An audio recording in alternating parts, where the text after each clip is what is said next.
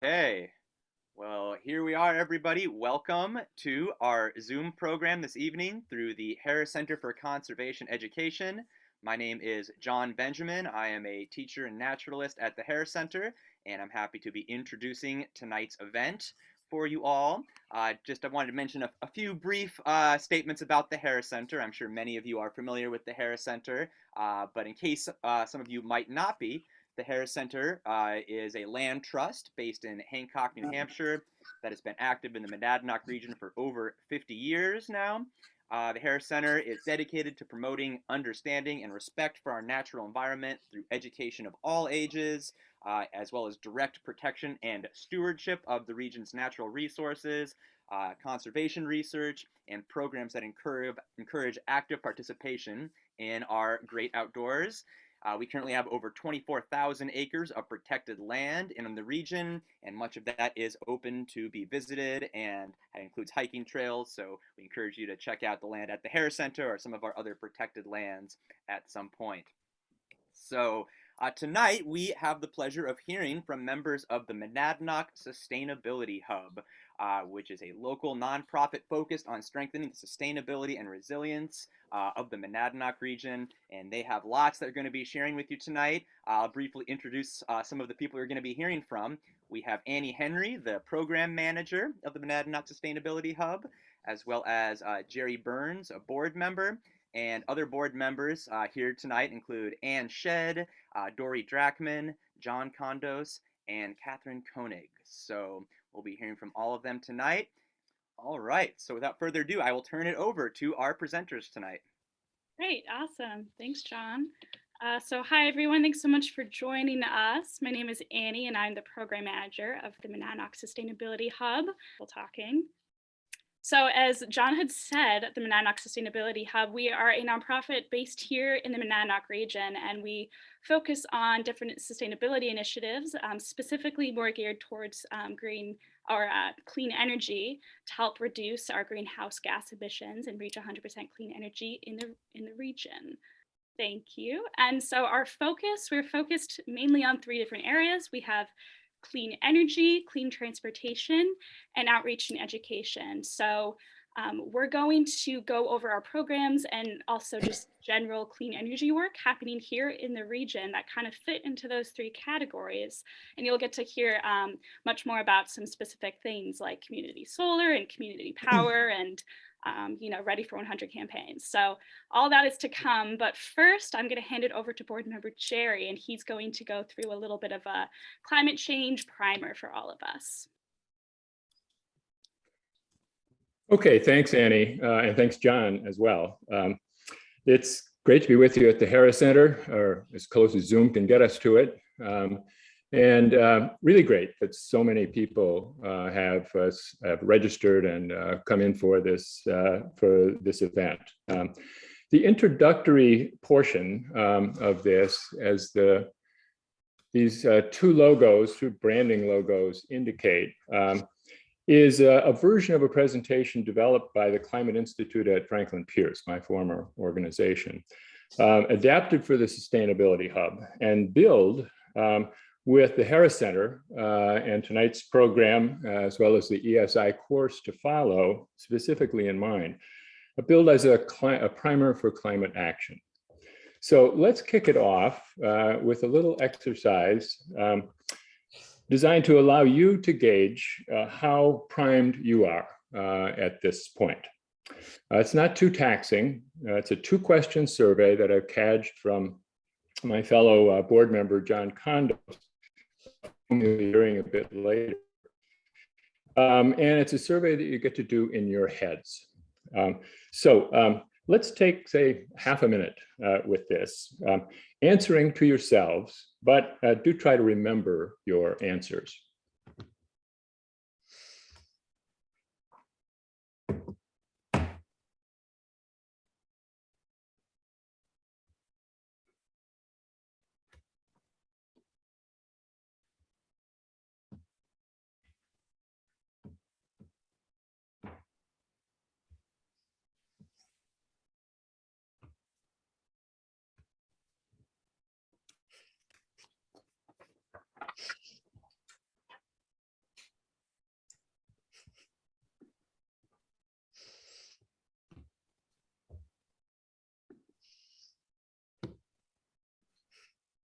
Okay, again, this exercise was primarily for you, but let's process it together just a bit.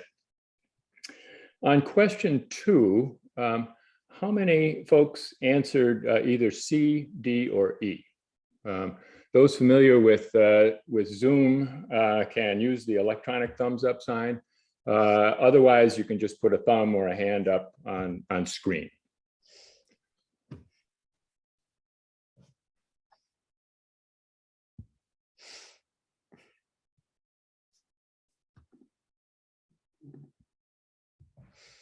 Okay, you folks who answered C, D, or E are in the right place. Action on climate is where this introduction leads, both to the presentation of Monadnock Sustainability Hubs that follows tonight, and to the classes that follow in March and April. Back to question number 1. How many answered either C, D, or E to this question? Again, any indication you can give. Okay. Starting to roll in. Great. That suggests, if you answered one of those options, that you may find useful the introductory section itself, which seeks to be a primer in 2 senses of the word. First, in providing a basic overview of climate change and the challenge that it presents. Second, in using that understanding and the sense of urgency that it surely gives rise to prime the motivation for meaningful climate action. So let's get going on this. It's kind of a whirlwind big picture tour of the science, the impacts, and especially what tends to get overlooked in these sorts of discussions, the human factors involved in climate change.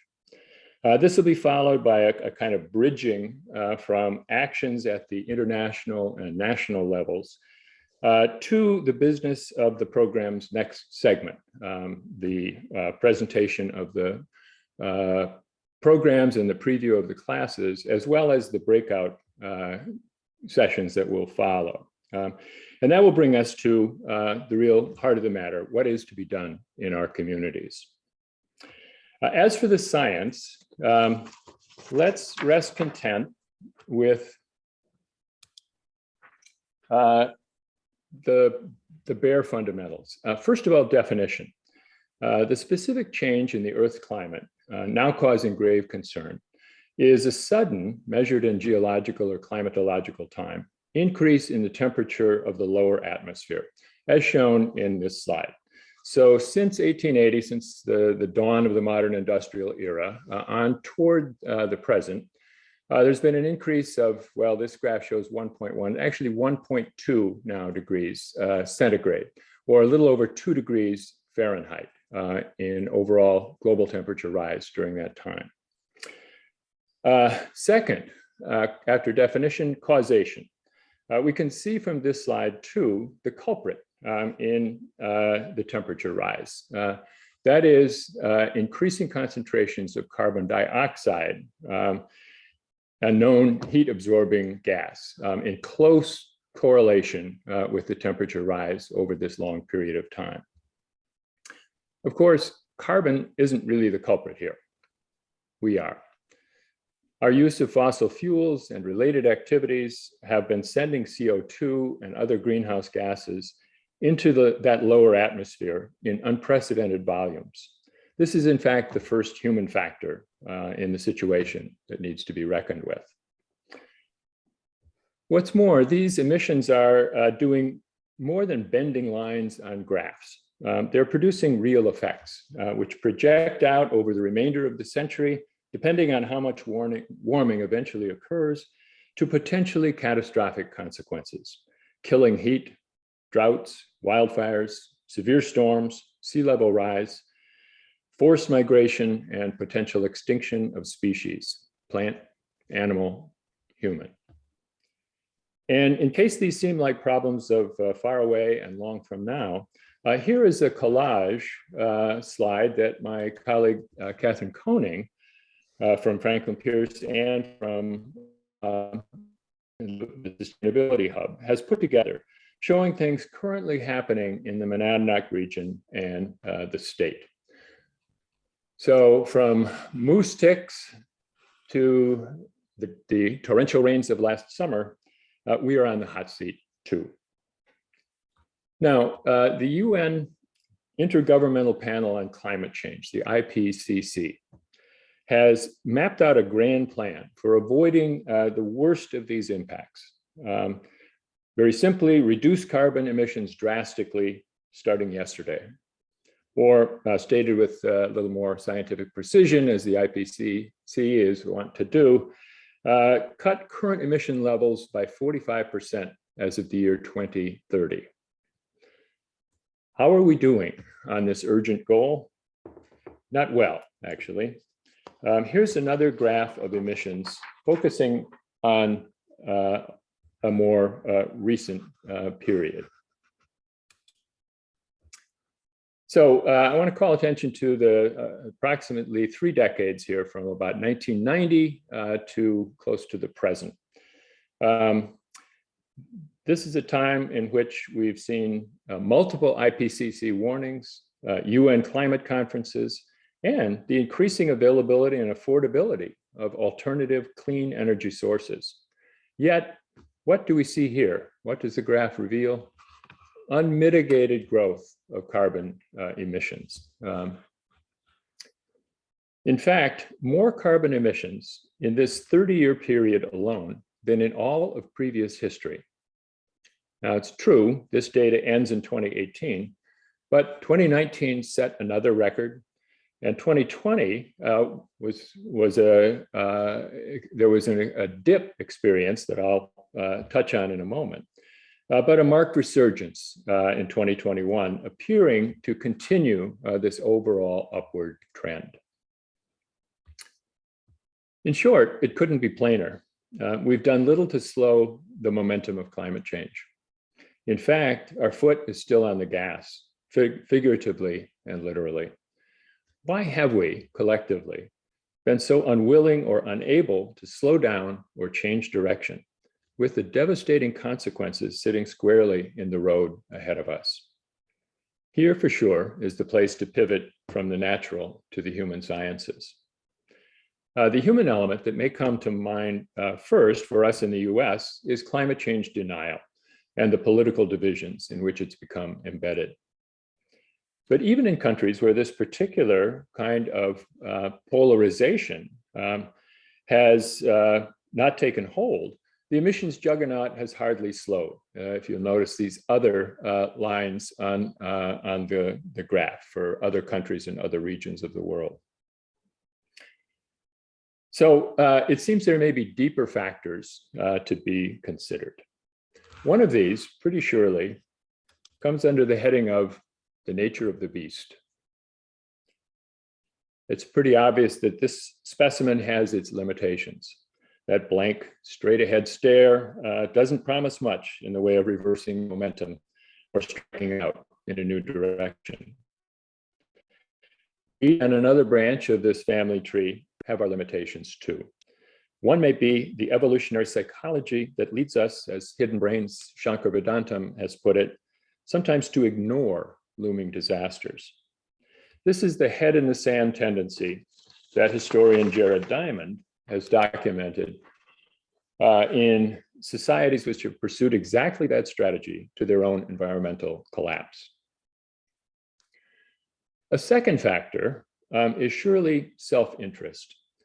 This obviously takes any number of forms, but for now, I'll focus on just one, a big one, market economics, and in particular, the obsessiveness with which modern societies have focused on economic growth as the measure of success for governments, companies, and individuals.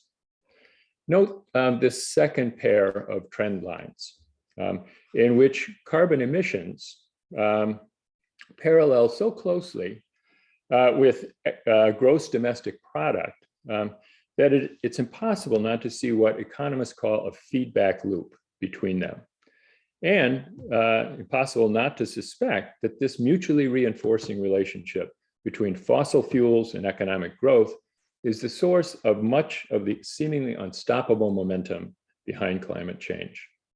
In fact, the temporary dip in carbon emissions noted in 2020 and one earlier in 2009 were both consequences of sharp economic downturns, the so-called Great Recession in the first instance, the pandemic in the second.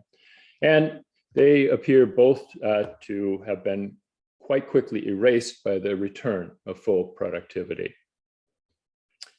Now, beyond considerations of self-interest or evolutionary psychology or even political orientation, we also stay this dangerous course because these efficient but increasingly toxic energy sources are woven into the texture of our lives. Even a committed climate activist like Amy Seidel acknowledges this existential dilemma when she says, responding to climate change requires changing fundamentally how we live on this planet. The task is so overwhelming that sometimes people say, go away. I can't take this on. It's just too big.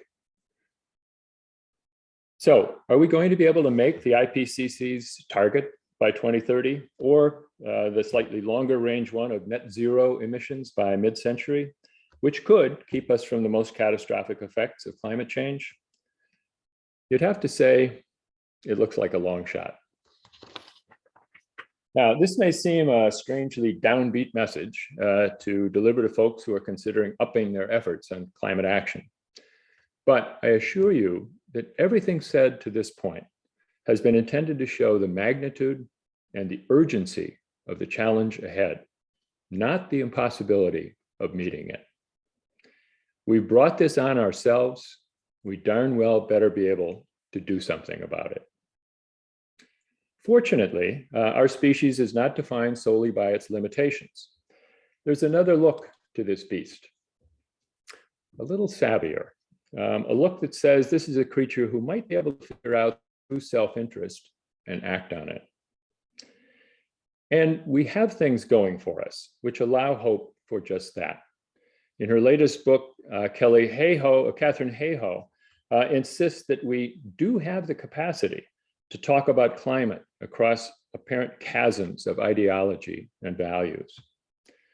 Recall too that Shankar Vedantam's exact words are sometimes ignore looming disasters.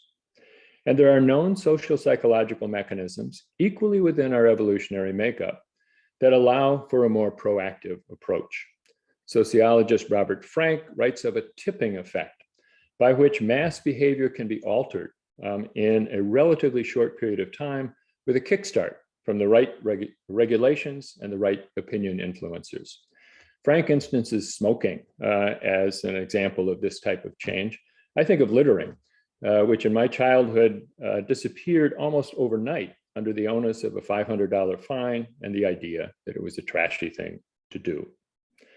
What's more, there is a brightening prospect even within the so-called dismal science in what is becoming known as donut economics. The purpose of productive activity is not to generate limitless growth and limitless emissions, those twin curves arching upward and off the charts that we've seen. Instead, it is to keep us within a bounded area between a core of social necessities and an outer horizon of environmental limitations, the donut or sweet spot of a sustainable existence. So Seidel's fundamental changes in how we live on this planet may, after all, be within reach, if not entirely by 2030, by soon enough to bend down the curve of carbon emissions to the point that the IPCC has marked as short of disaster. In fact, indications are that at least some of this human potential has been turning toward climate action. This is true with qualifications at the international, national, regional, and even state levels, as the next two slides indicate.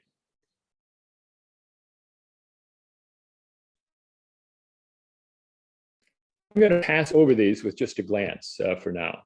It's not that action at these governmental levels is not important, even essential in responding to the climate crisis. At the moment, though, they tend to be limited and contingent, held hostage to the politics of self-interest and partisanship. But again, this is not reason to lose heart, but to get motivated. The uncertainty of action from on high only makes it more imperative that we do everything we can down below in our communities, which is a good deal, often with good prospect of success. This is climate action with a face, with many faces, of people we know or people we can get to know as we come together behind reachable, meaningful objectives. Okay, with that, I will turn it over to my hub colleagues, Dory Drachman and John Kondos, to describe some specific actions that you and your communities might wish to take up or add to what you're already doing. Thank you, Jerry. My name is Dory Drachman, and I am one of the co-chairs of the MSH board. And now we get to talk about the fun stuff, because this is where we can actually make a difference in our community and get to know our community, create a bond that might not be there otherwise. And so the hub is specializing in local community action that collaborates with anyone who is willing to collaborate with us, towns, businesses, other nonprofits, even individuals. And so we are highlighting some of the programs that we do that you could also bring to your town if they aren't there already. They touch on all of the classes that are in the upcoming ESI course. And many of our programs have to do with clean energy and campaigns around that. Many are around electric transportation. A specific one that is really a game changer in the state is community power. And then we also have a very cool workshop that helps us understand what's going to be really needed to keep us below the 1.5 rise that the UN says that we need to stay below. Next slide, please.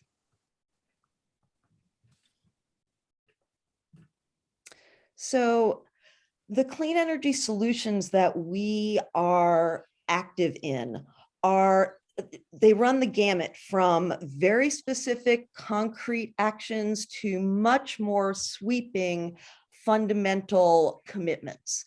And depending upon the communities, we have a lot of different communities in the region, and they all have their own character.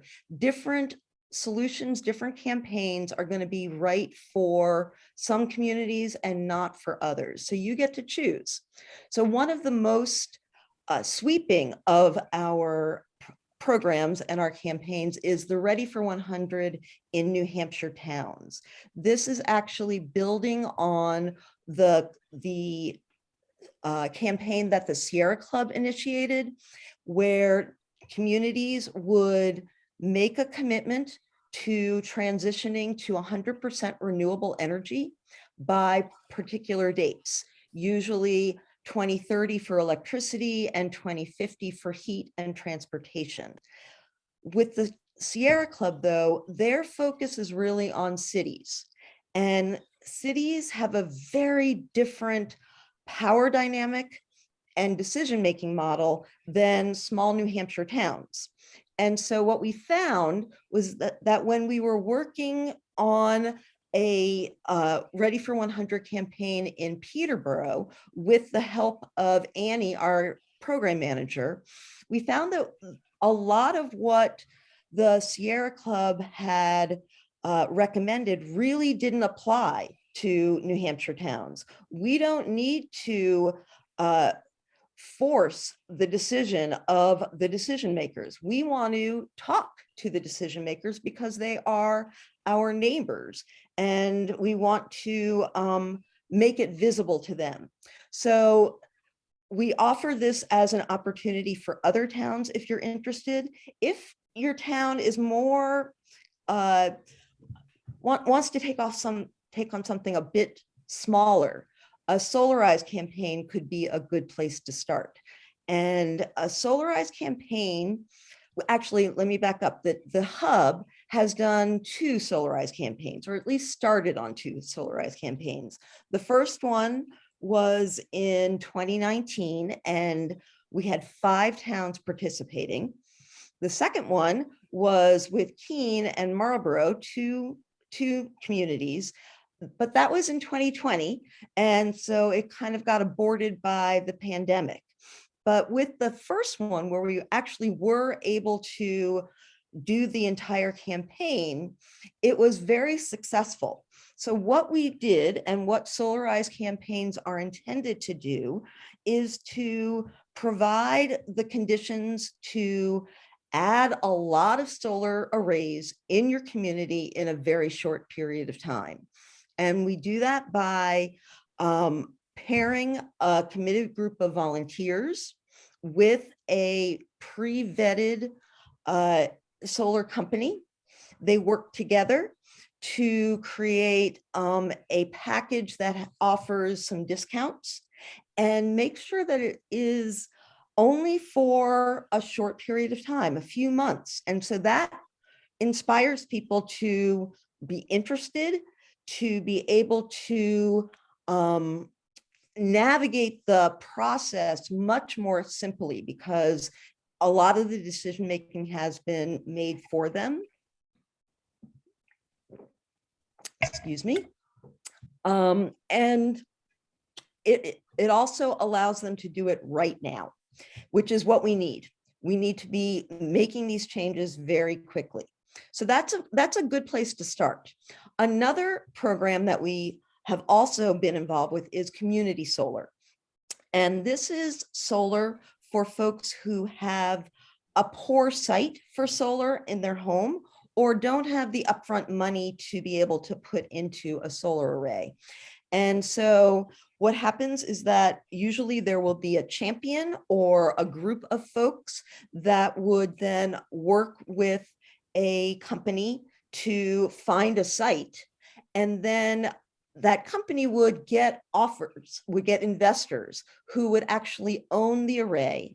And then they would sell shares so that people could buy their electricity through these solar panels without putting it on their roof. We have done this through with a partnership with the Cheshire County Conservation District specifically for farmers. And there's now a new law that allows for better terms for community solar if you include low and moderate income families in the group that is buying into the array. So we are going to be talking about that as well. Next slide. And this is going to John Condos, my fellow board member on the Hub. Thank you, Dory. Really pleased to be here tonight. As many of you know, transportation is our largest source of greenhouse gases, so therefore we've made it a high priority. We've held at least one Drive Electric event a year since 2018. The last few have been virtual, and those are available on the MSH website. And you can see some of the panels and other things we've done to try to inform people of how great electric vehicles are. I've had mine for over 3 years. And, like many of the electric vehicle owners I know, I can't imagine ever driving or having to drive, or certainly owning an internal combustion engine vehicle again. Another big part of our focus, and one I've been working on a lot lately in collaboration with the co-op, is bringing a fast charger, or actually a couple of fast chargers to the public fast chargers to the Monadnock region. Those are going to be located at the co-op. We are in the final stages of preparing a response to the request for proposals for VW funding, which has been a long and drawn out process, but with luck, our goal is, assuming the state processes these applications and does their part of the process, we're ready to install these this year at the co-op. And, I, for one, and certainly other electric vehicle owners are going to be happy to have a fast charger here, because unfortunately I have to go to Vermont to get a fast charger, a public fast charger. The third one I would like to highlight is a recent initiative in our a collaboration with other parts of the state, other parts of the region, I should say. Different towns have different energy action committees, et cetera. And we learned through a group in Peterborough that electric police cars were a pretty interesting and exciting opportunity. So the hub jumped on that and did some research. We've published about an 11-page report that details why electric police cars are such a great deal. Bottom lining it, you're going to save thousands of dollars a year and tens of thousands of pounds of carbon dioxide per vehicle per year in a police department. We profiled 3 case studies in that report of towns from Indiana to Connecticut and to Vermont that have done this and successfully have enjoyed and are now planning additional electric vehicles in their police fleets. So we think this is just a great opportunity. And we're very excited that already, having just launched it this year, that we have 5 towns where there's a citizen who's volunteered to come forth and lead the effort in their town with our support to convince the chief and the town to get an electric police car. We're prepared to do that. We've got a detailed program. In addition to the report I mentioned, we've got a nice little handout that's ready to be utilized to introduce it to anyone, whether police chief or selectman or anyone else. And then just a whole procedure for how you as a champion could proceed in your town. So if you're interested in that and you're not from, let me think if I can get these right, Chesterfield, Nelson, Keene, Peterborough, and leaving out Marlborough. But even if you're from those towns, those folks that are leading the charge would love to have your support. But we would love to see more folks step forward and help do this. And again, you know, I think anyone who's been to town meeting knows that if you've got a proposal that's going to save taxpayer dollars, it's really pretty popular. And so for that very reason, we look at it as a tremendous opportunity to reduce greenhouse gases, but the real opportunity and the lever to secure success here is that it's going to save thousands of dollars. I'd be happy to chat more about this with other people afterwards if you're interested, or get in touch with us. But we're very eager to expand electric transportation, because not only is it better technology and more fun to drive, but electric vehicles save a lot of money. You don't have to worry about gas prices ever again. Thank you. For Dory. Great. Thanks, John.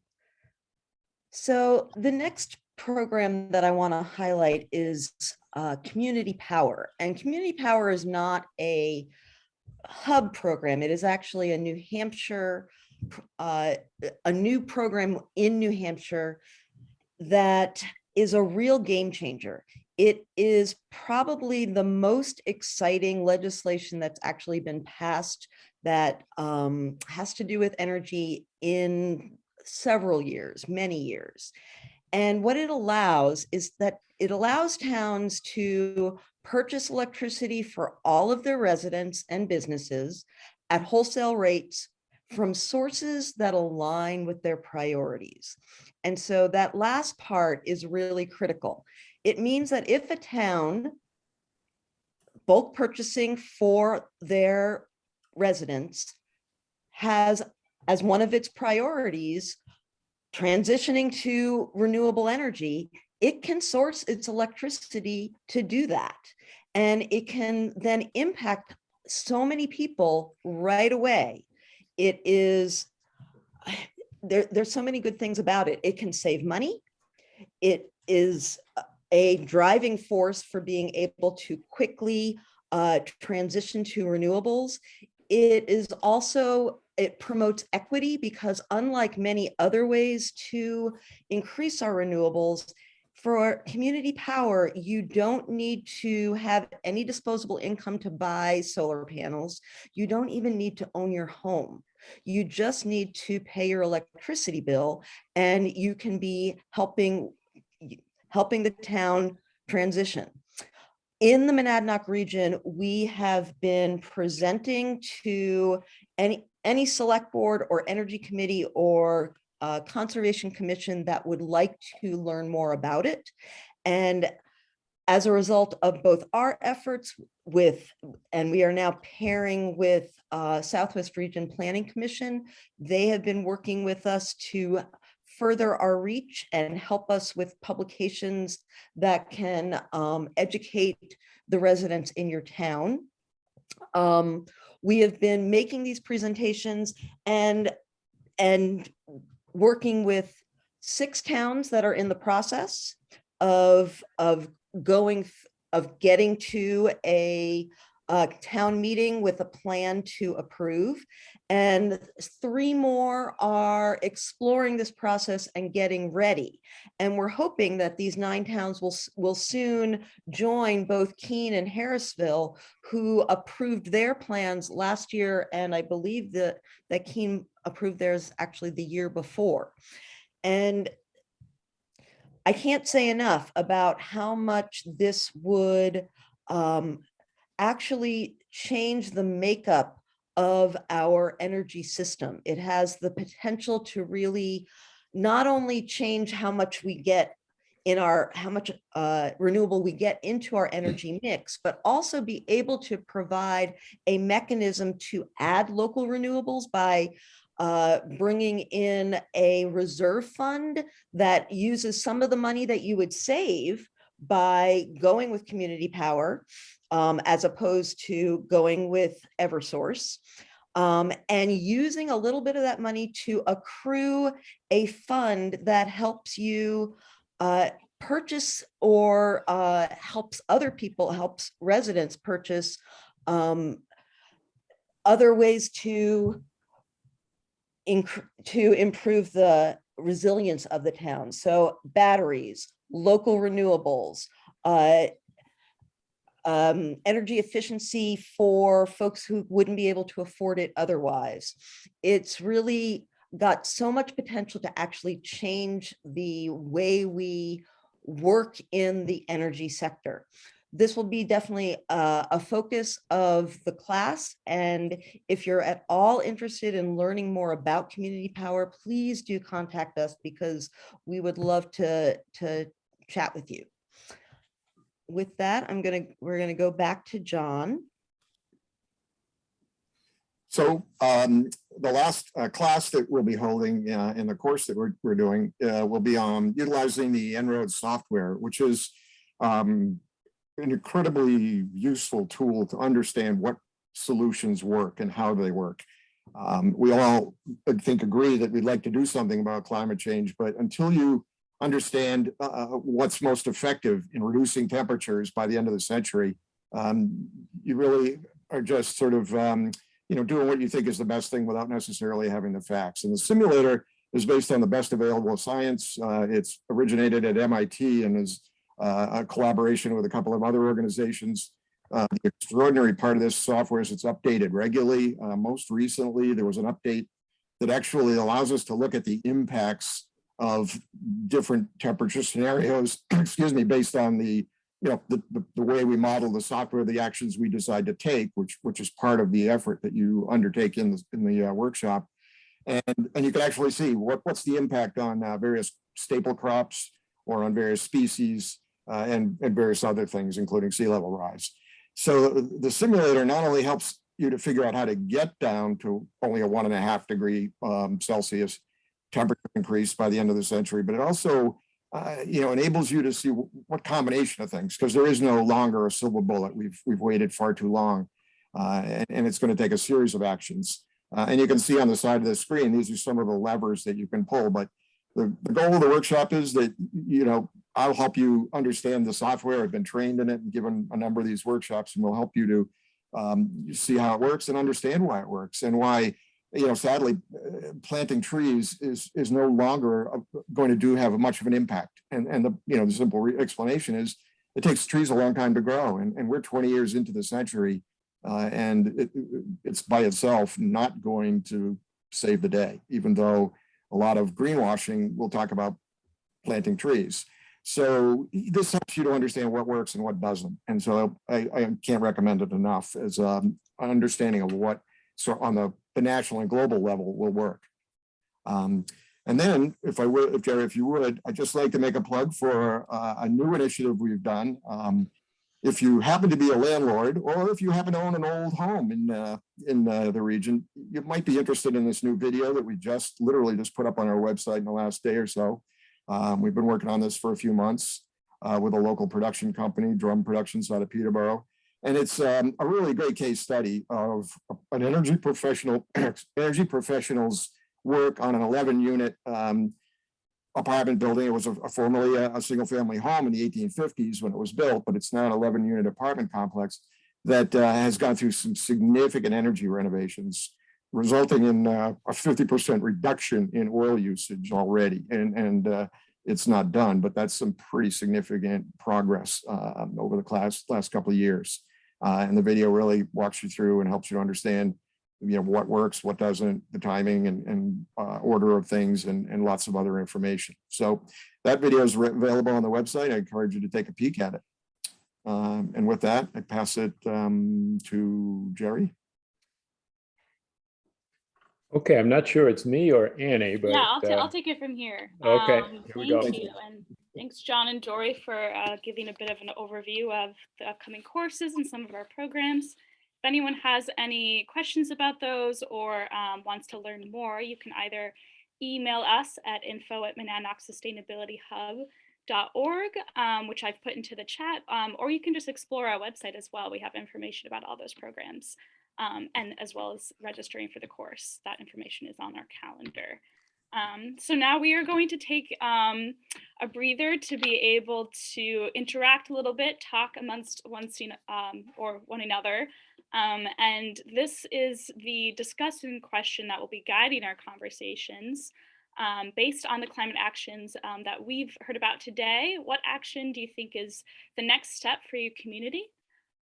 Whatever town that you live in, whether that's here in the Monadnock region or outside. John B is going to be setting us up randomly into breakout rooms. So just hang on a second while we get that situated. All right, so we have about 5 minutes left. I haven't found too many questions in the chat window that we have to go back and field, but I'll turn it over to all the presenters here for how you want to field any final questions or finalize the presentation here. Great, thank you so much, John. Okay, so just to quickly wrap us up, thanks everyone for joining us. Hopefully you were able to talk a little bit about climate action in your communities, in your breakout groups. If you have any questions, like I said, definitely email us.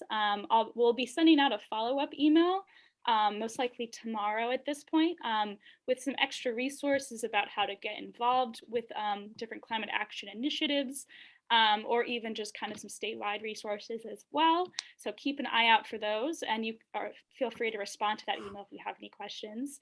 And peruse our website to see about the programs that Dory and John talked about. But most importantly, we have a 4-part course. Some of you may be signed up already with the Harris Center starting in March. And that'll be on each of those Wednesdays listed down there, March 16th, 23rd, and 30th, and April 6th. All of which will start at 5:30, just like this program did. And those courses will go into detail about what Dory and John talked about and provide many more opportunities to ask questions and to learn a lot more about community-based climate action. So if any of what's been talked about tonight intrigues you, we highly recommend you signing up for those courses. And then, of course, if you're interested in getting involved with the Hub, whether you're a community member or you are part of a business or organization or hold a municipal position and want to kind of work with us on any of our programs, definitely reach out and we'd be happy to strike up a conversation. So like I said, feel free to email us any questions, but I think for the most part, all the ones in the chat were kind of addressed. So thank you so much for joining us tonight. All right, on behalf of the Harris Center, I really want to offer a heartfelt thank you to all of our presenters tonight from the the organization, the Monadnock Sustainability Hub. So thank you, Annie and Jerry and Dory and John, for all of this inspiring information and practical opportunities to become involved in your local communities. So I hope you all follow up on ways to connect with the organization and participate in these measures in your community. So thanks for joining us tonight, everyone. Keep track of the Harris Center's events calendar for many other great programs coming up in the days and weeks ahead, and hope you all have a wonderful evening tonight.